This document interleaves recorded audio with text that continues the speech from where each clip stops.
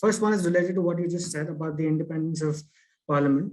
Amongst the functioning of parliamentary committees, one of the other things that constrains the independence of Parliament is the Anti-Defection Act, which puts restrictions on MPs to vote independently. So is the opposition genuinely ready to commit a suitable amendment to the Anti-Defection Act?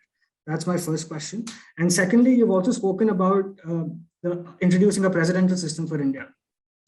Do you think some of the, although that's not on the anvil for a while, do you think some of the merits of that system can be fulfilled if the legislature is genuinely independent? Yeah, so on the first one, the Anti-Defection Act is an example of how, to use that old cliche, the road to hell is paved with good intentions. It was actually intended to prevent some of the worst involvements of corruption, buying of legislatures, lack of principle in our politics. But unfortunately, it's not had that effect. It's had the effect of stifling the freedom of expression, the freedom of decision-making of individual MPs and MLAs, while actually doing nothing to impede the buying of votes. As we've seen with the BJP, they've just essentially brought about mass resignations for a price and for a very hefty price. And then the resigned MPs or MLAs are given tickets to win their own seats back under a new party label. It's simply made it more expensive, as it were, for the party engineering defections, but it hasn't prevented defection. So the anti-defection law has been a disaster, because right now what's happened is that every single issue that comes up, once a party takes a stand, and without exception, every issue, however trivial, the party issues a whip and tells its MPs how they are to vote. And now suppose, for good reason, I disagree with a particular stand of my party. It's not an issue big enough for me to leave my party or rebel against my party, but on this particular issue, I want to exercise my conscience and vote differently. I cannot do so, because if I did so, I would actually be vulnerable not only to expulsion or disciplinary action by my party, but to expulsion from Parliament under the Anti-Defection Law. And I'm going to think 10 times before having gone through all the hassles of fighting an election and losing or winning. I mean, in my case, obviously, as a winner, I would feel that why do I want to jeopardize all of that on this issue? Better just stay silent and swallow my pride. But the problem with that is, of course, you are reducing your MP to a rubber stamp. After all, when the Constitution was written, there was no concept of party mentioned. The word party didn't enter into our legislative system until the Anti-Defection Act. The party has no sacrosanct role. The MP represents the voters, and the MP should have the right to exercise his best judgment, his education, his principles, his training on behalf of his legislators, without having a party whom his legislators, of course, have seen as several steps removed from where they are, his voters, I beg your pardon, have seen as several steps removed from where they are, deciding for him how he should think. So this is a genuine problem. You ask, will the opposition agree to scrapping the anti-defection law? Maybe, but I can't speak for the opposition as a whole, because I'm not aware of any party that's taken a formal stand on the matter. Speaking for myself, I would keep anti-defection as a principle, that people should not be allowed to essentially trade their positions for pelf, for money. But at the same time, I would remove the power of the whip, except on confidence votes. In other words, if you've been elected under the umbrella of a party, you should not have the right to vote against it on a vote that could bring down that party's government. So you can't, for example, vote against your party's budget. If you disagree, argue with that, that's it. However, whip should not have the power, and party should not have the power to discipline you or expel you if you speak your mind, because that's ideally what you've been elected to do, is to speak your mind. So that's where I would leave that. The presidential system is a huge, big issue. I would commend to many of you my lengthy essay in my book, India Shastra. There's a shorter, slightly older version of that same essay in Tehelka magazine, which you can Google. I think the title they gave it is Shall We Tell the President, or Shall We Call the President? I can't remember. December 2013. But I've been arguing this for 25 years, knowing full well it's a purely academic argument. I returned to the charge in the Indian Express last year. If you want to look at a more recent view, but a much shorter view, just 1,000 words as opposed to 3,000 or 4,000 in the earlier iterations. But what I'm trying to say essentially is, based on my understanding of the classic sort of Montesquieuian principle of separation of powers, I believe that the most effective democracy, the most effective democratic forms of government are ones in which the executive, the legislature, and the judiciary are completely independent of each other. which is why I'm an admirer of the presidential system. It's not that I'm looking for some tough guy, strongman to take decisions for me. On the contrary, I want the executive to be immune from the whims of the legislature, but I want the legislature to have the autonomy from the executive to hold it accountable. Right now, the moment the election is over and the government is formed, the legislature is reduced to a notice board or a rubber stamp. And we see this in the BJP all the time, where you are elected in order to form the executive.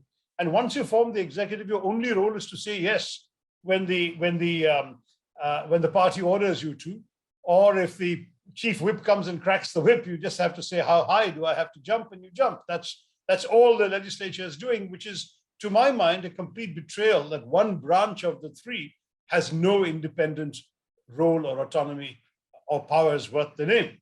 And particularly with the emasculation, as it were, of the committee system right now, you've really got no potent institution in the legislature that can challenge the executive and hold it accountable.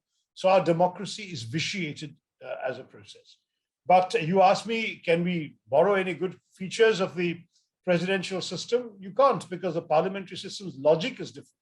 The parliamentary system's logic rests on the fact that the executive consists of those who can maintain a legislative majority. So let's say, if you want Modi to be prime minister, you have to vote for the BJP MP standing in your area. You may not even like the guy or the girl, but you'll vote for them because that's how you get Modi as prime minister. And once you got Modi as prime minister, it doesn't matter what this MP thinks, because Modi will tell him what to think. That's the way the system works. And that's, to my mind, a very deep flaw of the system. But that's why I'm not an admirer of the parliamentary system. I think it's a particularly British perversion. It's like the old Indian expression of catching your nose this way, instead of just catching it this way. That's what the parliamentary system does. You elect a legislature in order to form an executive. It seems an absurd way of doing it, because you essentially make the legislator pointless and you make the executive also vulnerable. But the British conduct the system far better than we do. There's a small island state. It works for them. Their MPs are genuinely free to speak their mind, to challenge their party. No one would think of a British MP being available for sale to switch parties. It's a different culture. It's a different system. It's not ours, and we shouldn't be using it.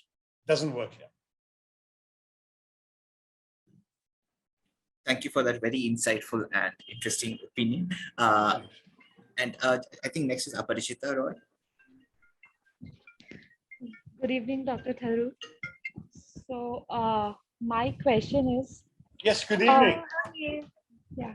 So my question is, how is your experience in Indian politics have been very different from the experience in UN? I mean, you have been an unconventional leader in the Indian politics. So what are your views on that? I would. You're kind, but I wasn't in American politics. I was working for the United Nations. So UN. The only country where I've been in politics is our own. And that means that, in fact, what's going on is a situation where in America, I was an observer of politics, whether American politics or Indian. And here I'm right in the thick of it, in the fray.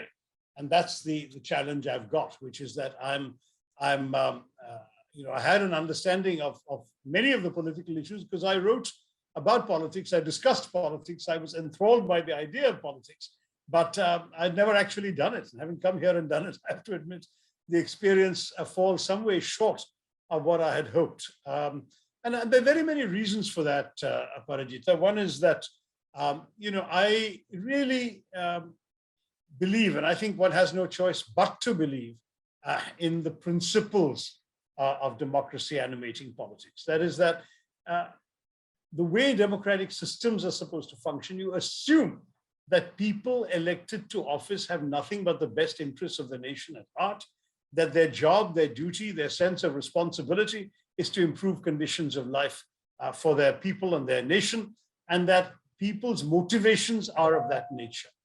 In India, I'm sorry to say, I've come and seen a great mix of people. There are indeed some who are very much like that, and there are very many, and some would argue perhaps a larger number, who are not like that, whose attitude is in fact very much one of saying that they're in it for themselves or for their party ideology or for other motives which have very little to do with what I would understand as the classic purposes of democratic government. The second challenge is the way in which we've seen some of the cherished principles that I believe in, and I hope you all believe in, principles emerging from our constitution being trampled upon and disregarded. That is that our Indian nationalism, as I have argued in my book, The Battle of Belonging, which came out last November and which I would urge those of you interested in this to look at, ours is what is called a civic nationalism. That is, it is not about privileging one ethnicity or one religious identity or one linguistic group. It is, in short, not about Hindu, Hindi, Hindi, Hindustan. It is a constitution that is written for a very diverse nation, that ensures and enshrines equal rights for all, and that celebrates the notion that all have equal rights and possibilities. That is now fundamentally under threat, where you can have a government whose prime minister swears by the constitution as a so-called holy book, and which yet has introduced legislation that brings in a religious test as a litmus test for citizenship. That is a frightening derogation from the basic idea of India and the constitution. Similarly, you have a situation in which some of the autonomous institutions that were very carefully nurtured in an era in which it was much easier to throttle them.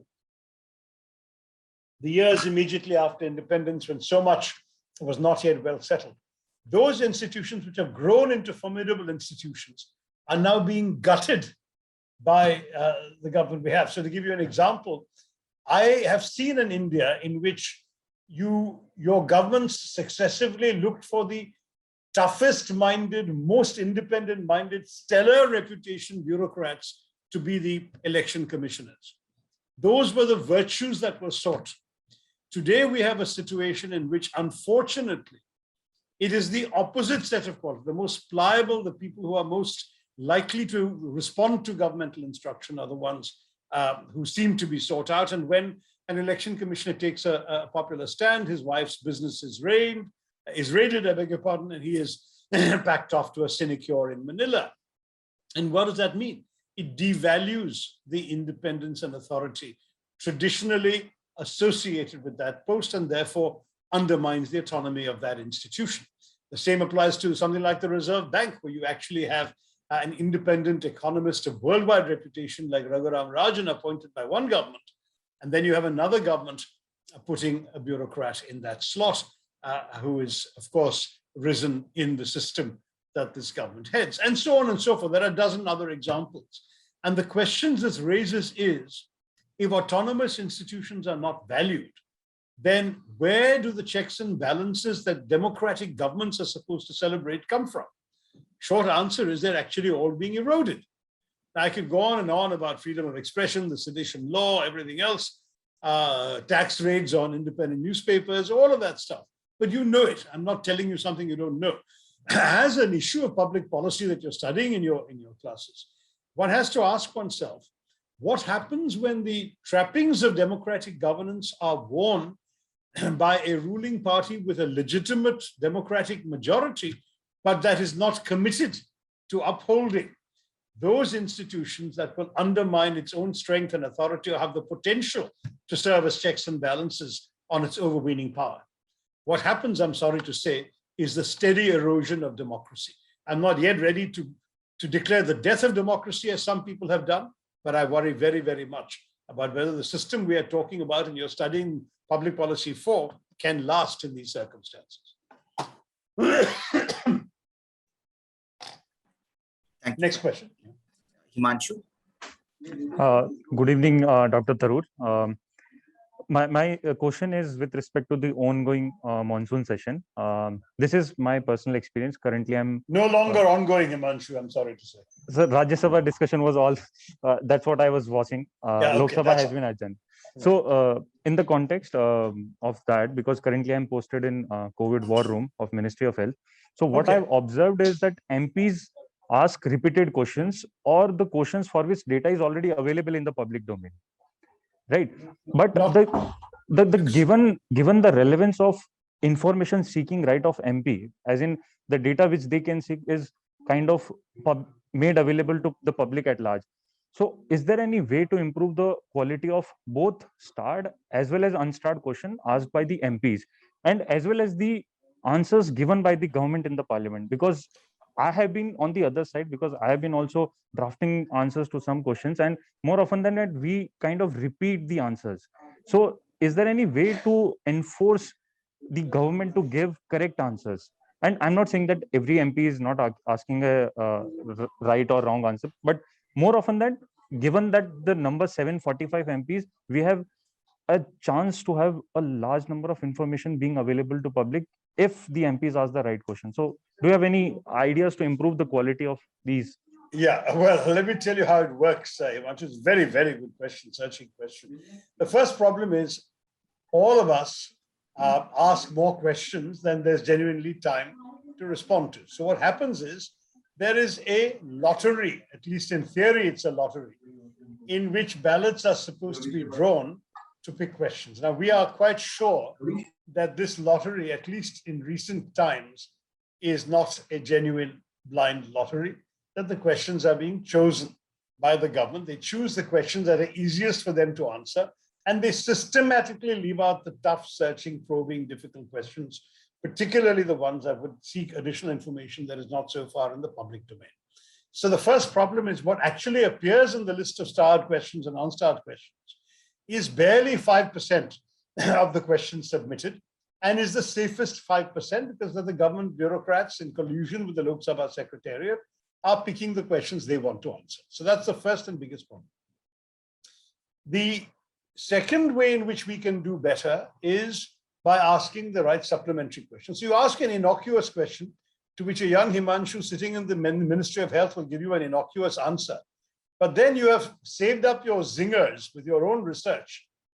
And in the two supplementaries you're allowed to ask, you ask them the tough, unpleasant, probing questions that will force them to reveal either a new bit of information or a new policy attitude, which they have not done in their written answer, the statement laid on the table of the House. Now there, one of my quarrels with the opposition strategy of disruption is that the opposition shoots itself in the foot by denying itself the opportunity to ask these supplementaries in question hour. But it's also true that your opportunity to ask questions also depends on the good grace of the speaker. And that very often you will find when awkward issues are up that somehow the BJP hands going up are the ones from the Treasury benches are the ones who get chosen to ask questions. And the opposition waving its hands agitatedly is bypassed. Now, there is an answer that they will give you when we ask, which is that, listen, we have to follow the reality that there are more of them than there are of you. So I'm sorry, they will get more chances than you will get. And that should be challenged by the counter question. But they are the support of the government. They belong to the ruling party. They can get the information they want anytime. We in the opposition are the ones who have the more probing questions we'd like to ask. But that doesn't actually happen in our system. I happen to share your dissatisfaction with the quality of much of the questions submitted, even some of my own. I will submit 20 questions, 2 will be picked, and the 2 that will be picked will be the softball ones. Now you can say that why do you submit any softball ones at all?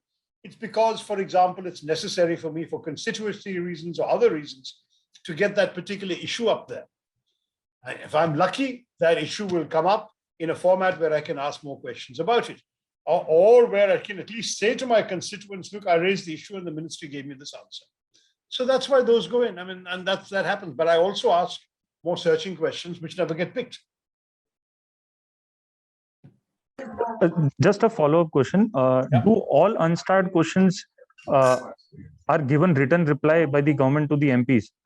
That is my perception, that the starred questions are the limited one in which the lottery is there, so that they will pick given the time slot. But no. Unstarred are the ones for which we can submit the reply. No, but even there is a limit on the number of unstarred questions they're prepared to admit.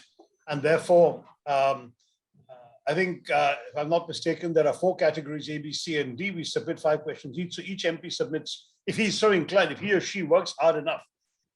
We do. I have a team of bright young people who help me. And we submit 20 questions a day. 9 days out of 10, nothing makes it to the starred, and 9 days out of 10, 1 or at best 2 make it to the unstarred. So out of 20 questions, I'm getting 2 answered in some shape or form.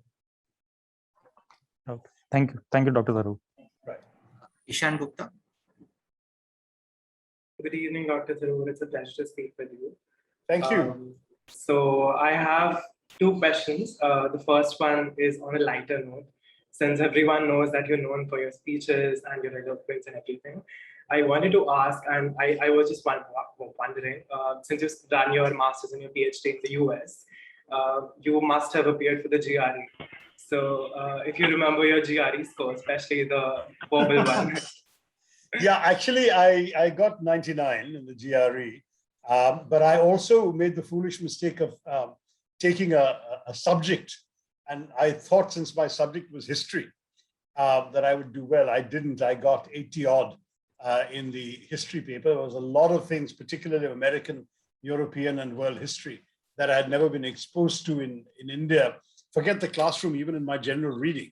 And so that's what I did. So I did the whatever the aptitude, I think it was called in those days, which was 99, and the subject, which was unfortunately considerably lower, about 15 points lower, I think. Thank you so much for that. And also the second question was just on understanding what is more important according to you in the field of politics, the educational background or the popularity. And I'm sure that the answer is going to be a mixture of either 2. So I also wanted to know your opinion on how it should be balanced as well. Right. Well, I think it can't be balanced from the top down. It has to be something that we leave to the voters to determine, because the truth is that you have to understand that in a democracy, you are not necessarily looking at the best resume for a job application, right? You are letting people be represented by those they feel can best give voice to their aspirations and dreams.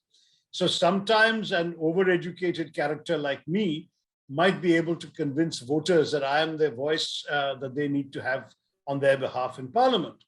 And sometimes somebody with no education, but with total grassroots relevance, who's worked his way up from the bottom, may actually be the person whom people want to repose their confidence in.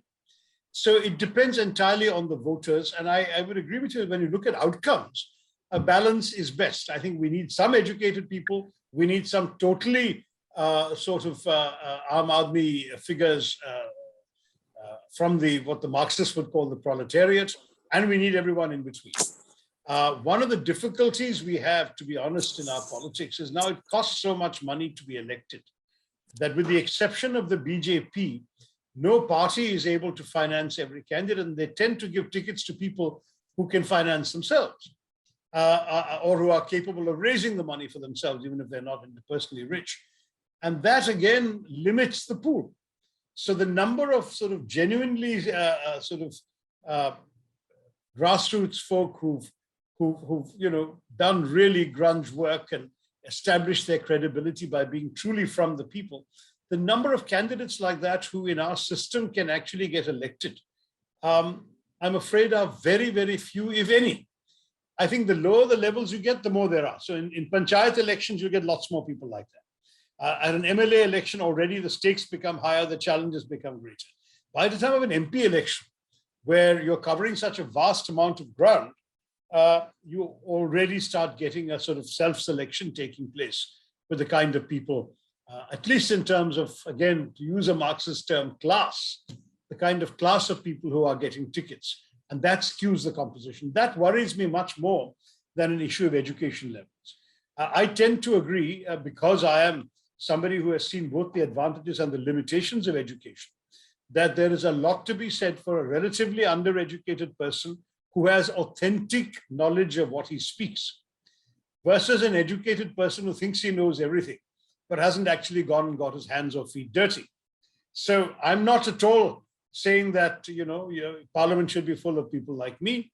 I'm saying Parliament should have some elements like me and some elements who can open my eyes to experiences I may never personally have had. That which would be ideal. But all of this presupposes that Parliament is genuinely working, genuinely making policy, genuinely discussing laws, genuinely coming up with the direction of our country. Sadly, that's not what's happening in Parliament. So the worst part of the detailed answer I've given you is that in the end, it doesn't matter because none of us, educated or uneducated, is actually influencing anything that comes out of this government. Great. And I think I checked the internet for the GRE question. I couldn't find it. So I think it's a exclusive bit of information you all have now. But okay, next question is Keshav. Good evening, Dr. Tharoor. So one of the things that I learned at ISPP was that I should honestly appreciate good criticism and take the effort to appreciate good points from the other side. You've recently appreciated the Coven portal. I was wondering if in the history of modern Indian political situation, was this a prevalent behavior? Did the opponents take genuine criticism, or did they actually praise the government in action, in policies that actually performed well? If so, why are we finding so little of it today? Thank you.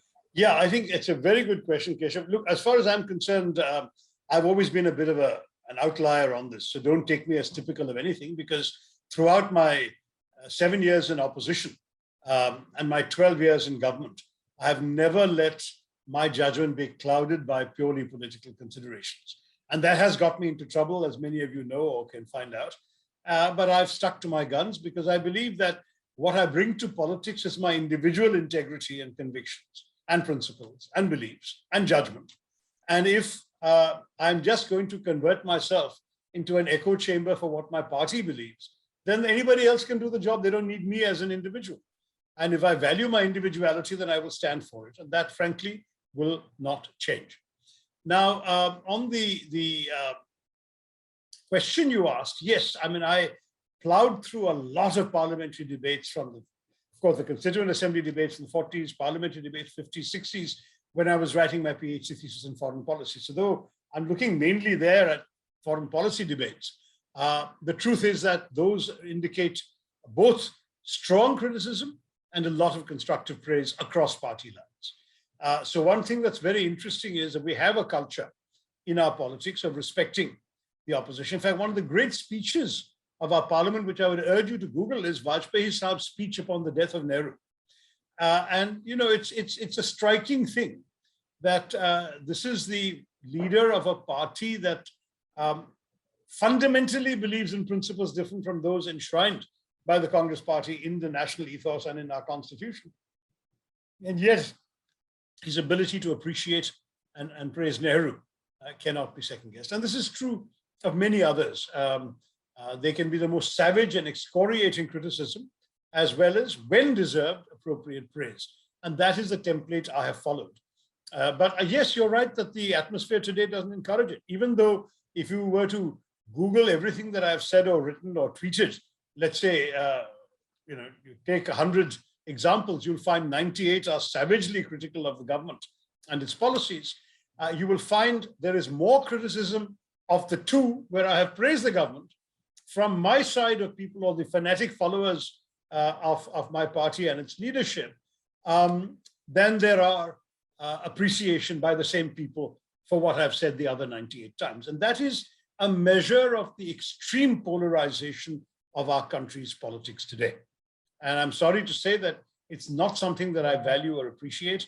Whom to blame, we can go back and forth on it, but there's plenty of blame to go around. But my own experience, which is I've only been in politics 12 years and a bit, so don't take me as a fount of everything that happened in the past. But I know, for example, that Dr. Manmohan Singh would reach out to his severest critics from the BJP when he was prime minister, invite them for breakfast, try and talk to them and persuade them. There's been never a gesture of that nature from the other side. There's in fact been disregard and contempt coming our way. And of course, the quality of rhetoric, the insults directed at my party's leaders and so on, has really struck a new low as well. So that in turn creates, shall we say, a reciprocal bitterness amongst the people who have been so badly trashed. And that's ultimately what tends to happen. Now, when we think in terms of how we can go beyond this Manichaean approach to politics, where everything is either black or white, and go to a politics where constructive cooperation ought to be possible. I honestly think that it's difficult to imagine a circumstance short of a war or a test cricket match or maybe a quest for an Olympic gold medal that will put all these people on the same side. I've just not seen examples of it. And I'm sorry, I must say about that, because I think that there are good things. I mean, I would say, for example, that you can even do both in one go. You can say that I applaud the BJP for bringing in gas cylinders into the unventilated kitchens of village women. But I also criticize the BJP for pricing those cylinders in such a way that no woman can afford a refill.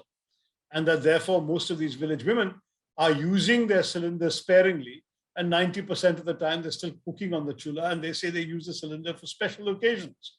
Well, that's no consolation. They're still going to get all the deleterious effects of smoke in their kitchens. So one can point that out. Rather than just poo-pooing the entire policy, this is a constructive criticism. I have made this criticism. I've done the same thing in the 2019 elections on the toilets. I said, congratulations on building all these toilets, but 65% of them don't have running water. What will happen to a toilet without running water? Large numbers of them are being used as storehouses, as godowns de facto in the villages. So these kinds of things are what I would call constructive criticism. So no one is disagreeing that the toilets were worth building, but do the whole job. Now, let's face it, for the BJP, that was enough. You build the toilets, even if there was no water, people said, "Bhai, kuch ne kuch to kiya hamare liye. Acha, theek hai, pani nahi hai, pani aa jayega ek din." That became the attitude, and they voted for the BJP. So ultimately, you can say that you're praising a policy that's winning your opponent votes will naturally get you discredited by your party supporters. That's a tough call, and I leave it to each individual politician to make it. Okay. I'm afraid we are down to the last couple of minutes, and I know you haven't got to 8 questions yet. I'm sorry. You want to take one more question? Sure, that'll be great. Dhruva, would you like to ask yours? Sure. Hi, Dr. Tharoor. My question is, the central government and by extension the BJP has a hegemonic access to citizen data. Now, this gives them an unfair advantage over other parties and even enables them to bully tech firms and non-governmental organizations. So how can we solve this inequity in access to data? Absolutely. So this is, if you will Google it, you'll find my, when I was not chairman of the IT committee, I introduced a private member's bill on a data protection bill. And what I argued for was 2 very simple principles. Number 1, that data belongs to he or she who generates it. Namely, if you put something on the web, it's your data, you own it, right? Number 1. Number 2, the government can have reason and right to actually access your data, but only for a specified purpose and for a specified period of time. So just as when you go to a country, you have to submit certain bits of information about yourself and maybe some biometrics in order to get a visa. Once you have got the visa and completed your trip, the country ought to be able to delete that data or to return it to you. Now, I know they don't do it, but under my law, that would have happened. Similarly, if the government of India has access to all your telephone calls for the last month because it's investigating whether you failed to pay taxes, that is a legitimate ground. But once your tax status is cleared and that year's accounts are settled, they cannot hold on to the list of phone numbers so that one day somebody else might fish and see how often you called somebody else's wife, for example. So data and privacy and citizens' rights and government authority all have to be protected. And the way in my bill this is protected was through an independent data protection authority, which would review decisions taken by the government, where if the government says they have rights over your data, and you can go challenge it to an independent authority, which will include some people from a judicial background, people from ordinary internet users background, people from technical expertise background, etc. And they would rule on these matters. Now, the government's bill doesn't do any of this. It doesn't assert your right to data. It doesn't actually create an independent authority. What it does is it creates a committee of government bureaucrats to adjudicate on appeals to decisions made by other government bureaucrats. That, to my mind, is absolutely dangerous. And your question is extremely well-founded, which is why, and because of my on-the-record opposition on that particular point of view, the bill, when it was introduced, was taken away from my committee and entrusted to a new select committee which was then chaired by a BJP MP.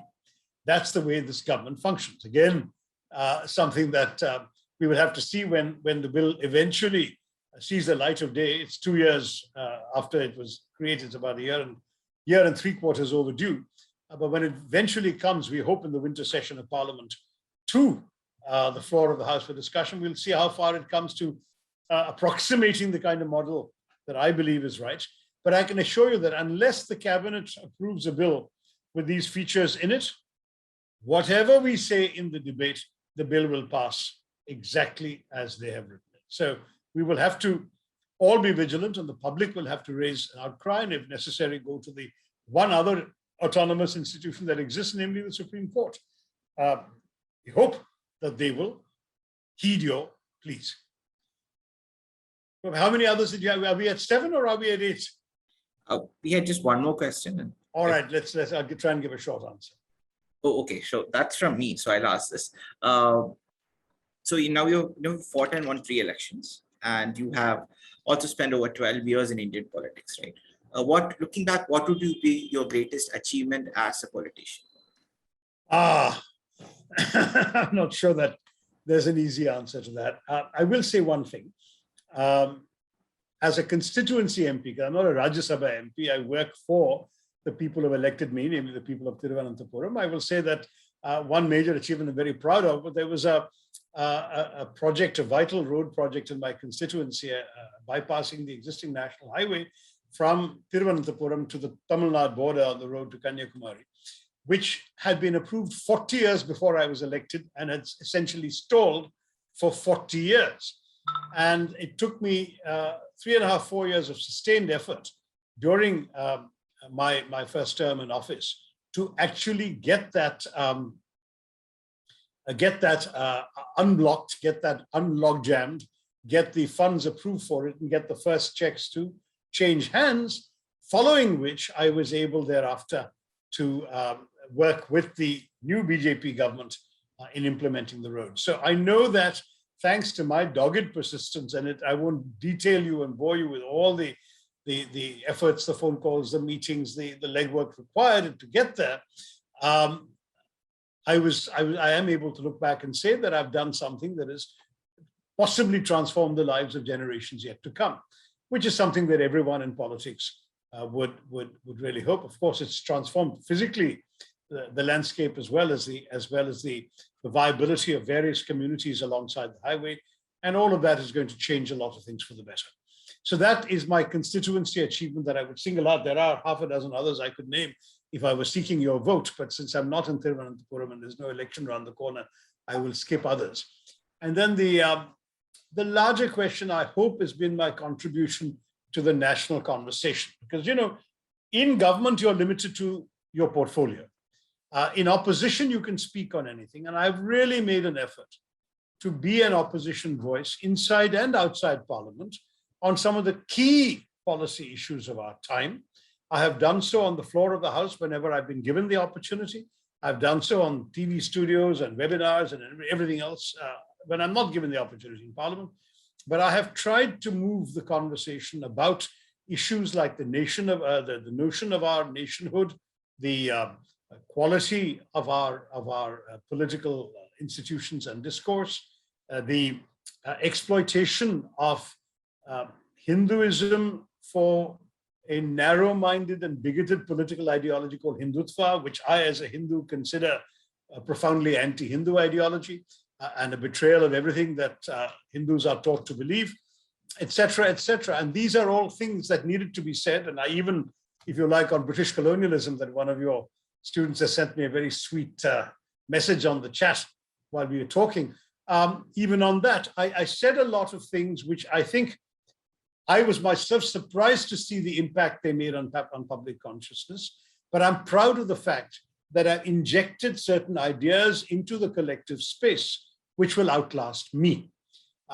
If as a result of my books, for example, I've seen even in Britain, the conversation about colonialism changing dramatically, with specific reference to the arguments I've made, or when I've seen ambassadors and others scrambling to debate whether their prime minister should issue an apology to the Indian people for colonialism. There is a certain satisfaction that even sitting in opposition, just through the power of ideas and the expression of them, that you can contribute to public understanding of important historical as well as contemporary policy questions. So on the larger scheme, I would say probably that is what that's only what I can point to in terms of a significant legacy. Unless I have an opportunity to come back to government and exercise a serious responsibility with a major portfolio, that may well be my signal achievement. And I may look back at the end of my life saying, why the hell did I spend so much effort in the political space when all I'm going to be remembered for is a book I could have written without being in politics? But that's part of the risk. You know, not everybody in politics wins all the time, and I have to appreciate that. But I do my very best, and politics gives me a platform for my ideas to reach a larger audience than perhaps just writing books would have done. That's a consolation.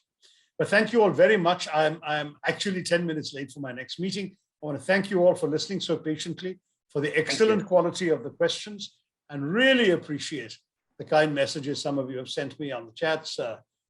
Dr. Tharoor, yeah, sorry for... Hi.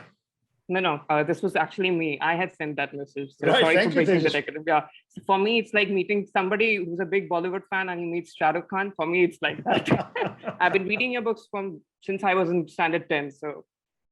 Okay, now I've actually met a number of Bollywood stars, and I have to tell you that 99% of the time it's a letdown. Yeah, they just aren't as special as. So I hope that I haven't let you down too. No, absolutely not. This was a wonderful session. So. Take good care, all of you. Good luck with the.